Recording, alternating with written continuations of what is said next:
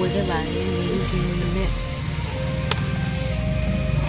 ဒီရွက်လေးကိုပေါ့ချက်တစ်လုံးကျော်ထားမှာဖြစ်ပါတယ်ဒီလိုဒီနေ့ချက်သားဝယ်ခဲ့ပေါ့နော်ချက်တစ်လုံးကျော်ထားမှာဖြစ်ပါတယ်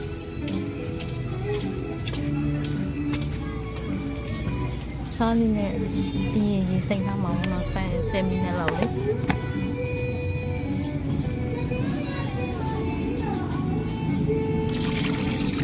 10မိနစ်15မိနစ်လောက်ရေစိမ့်ထားမှာ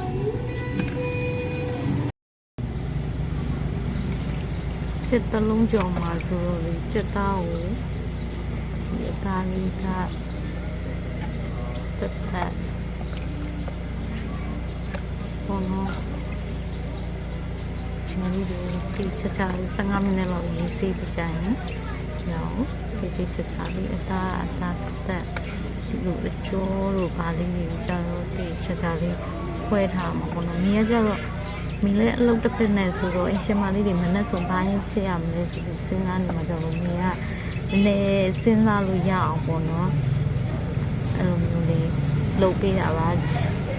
ရိုက်ပေးမဲ့သူကလည်းမရှိဆိုတော့တယောက်တည်းပဲဒါလေးတို့တက်ခွဲလိုက်မယ်ပေါ့နော်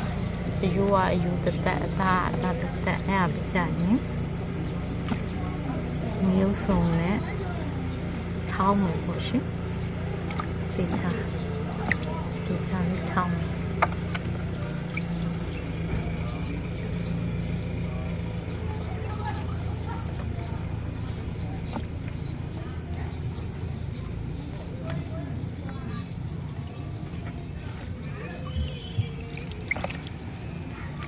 ပေါင်းနေချာ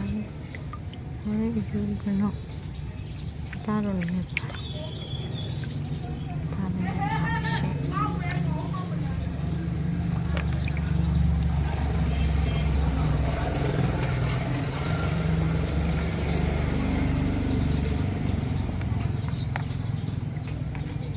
စီနေတချောင်းပါ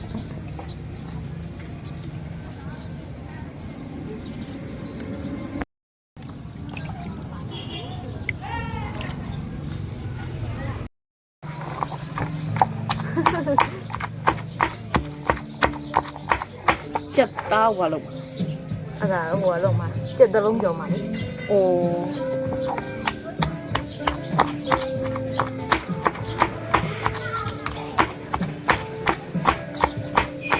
ဒီထောင်းနေရတော့ဝဲအတိအကျပြောချင်မှာကြီးချက်တော်ဖြူမြချင်းတွေကုန်ထက်ချက်တော်မြချင်းတွေကဟုတ်ထက်ရမှာပြကြမှာကြာရီထောင်းပြကြမှာကြာပြီ